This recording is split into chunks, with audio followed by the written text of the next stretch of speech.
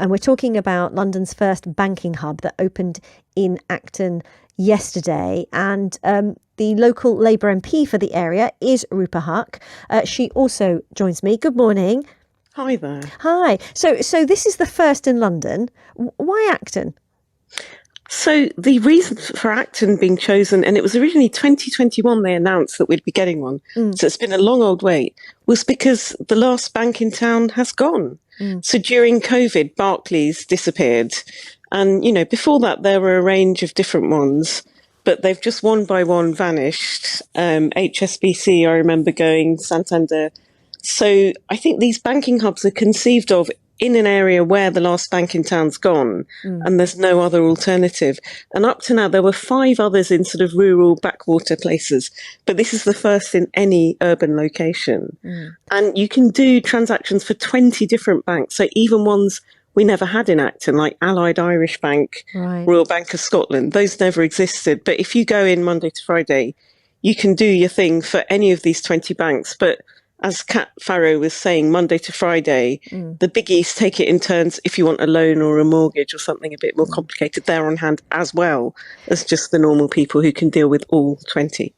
Does it show that actually people do want their local bank branch? Okay, albeit now it's a hub, but that actually closing so many of these, really, we're coming full circle, and perhaps we could see a lot more of these banking hubs in areas?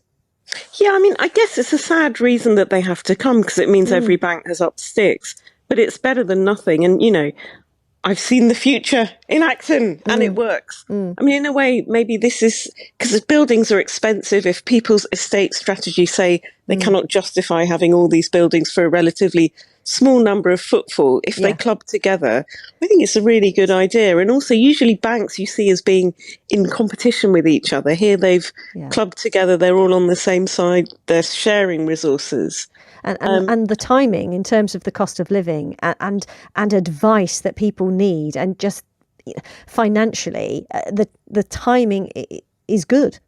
Yeah, totally. I mean, a lot of people find it easier to budget if they have actual pounds and pennies rather than just plastic sort of things. So, you've got more predictability in the cost of living crisis if you can get out the notes and that's your budget for the week. And also this loneliness agenda that we hear a lot about.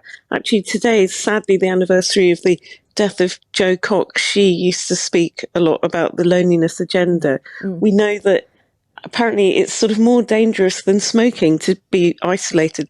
People like your dad, who you mentioned, they quite like the human interaction of having flesh and blood rather than the impersonal or at least a voice.